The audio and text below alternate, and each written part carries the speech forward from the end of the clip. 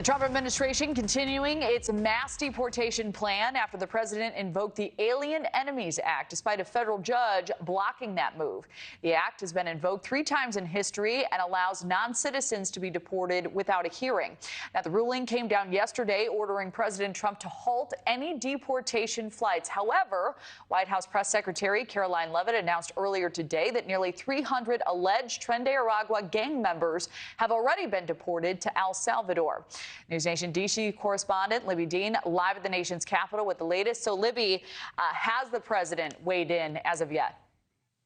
Kelly, moments ago, President Trump actually breaking his silence on these deportations. Now, in a post on social media, the president not mentioning the federal judge's order to stop the deportations, instead thanking El Salvador for accepting the hundreds of Tren de Aragua, alleged Tren de Aragua members into El Salvador. Now, the president specifically shouting out there in that statement you can see on your screen there, Venezuela's president, thanking him for helping the administration make this happen. Now, the president also posting with that a video showing those deportees arriving in El Salvador. You can see that video there that the president posted. And the Trump administration also, I just spoke with the Trump administration official who is telling me they are claiming they didn't violate the federal judge's order because the flights were actually already over international waters. Now, that official tells me, quote, "We did not defy a court order. The order came too late and illegals were already in international airspace." Now, this is something that's likely going to come up tomorrow when we've got this court hearing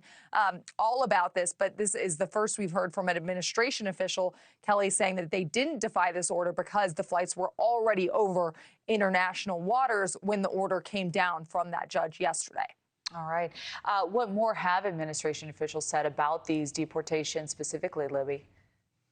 Well, a lot of them have weighed in, and they've really applauded the deportations and then also denounced this judge ordering the reversal of these planes. And Attorney General Pam Bondi stating that the judge's order, quote, disregards well-established authority regarding President Trump's power, and it puts the public and law enforcement at risk. That is Pam Bondi there. Now, we also, as I mentioned, I was talking about that court hearing. We've reached out, NewsNation's reached out to the courts to find out what the repercussions the Trump administration could face for likely what they claim is defying this order for not turning these flights around like the judge ordered them to do. But we do know that we've got this court hearing tomorrow, so that is going to be something to watch for. But first hearing from the Trump administration that they're claiming they did not violate this order given the flights were already over international waters. So this is going to be something to watch for specifically tomorrow with this court hearing, but really throughout the week as they continue to try and implement their deportation efforts that the Trump administration has focused on weekly. Yeah, it absolutely will be a big talker. All right, Libbey Dean, thank you. And for more on this, we welcome now NewsNation political contributor Mick Mulvaney. Mick, it is great to see you. You know, I'm curious about how you're weighing the optics of all of this. You know, there's been this push-pull between the DOJ and the Trump administration, as you know. A lot of folks saying, hey, use every method possible to remove these people from our country. Others saying the president is out of bounds. How do you believe a majority of Americans are interpreting all of this and these updates as they come in?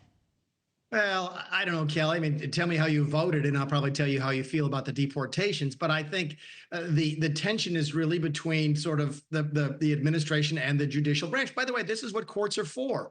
Courts are meant to sort of interpret the law and hand down these types of decisions. If the Trump team says that the planes were in international water, my guess is, and it's a pretty good guess, that they have some law on their side that says once those planes are in international water, then they're no longer in the jurisdiction of the U.S., or for whatever reason, they could continue. I don't imagine the Trump team would openly flout the law and get in trouble. They have to go to court, I think, this week, maybe even tomorrow on this very thing. And, you know, crossing a court is a serious matter unless you feel like you're on really good, solid ground. Keep in mind, this was a lower level court, and there will invariably be appeals from the earlier decisions. I'm pretty sure this was a temporary restraining order anyway, which means it would only last about 10 days before there's a full hearing on it. So there's a bunch of different moving pieces.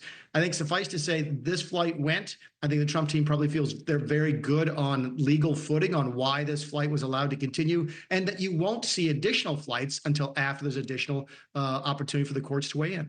Thanks so much for watching. Go to joinnn.com to find NewsNation on your television provider. And don't forget to click the red subscribe button below to get more of NewsNation's fact-driven, unbiased coverage.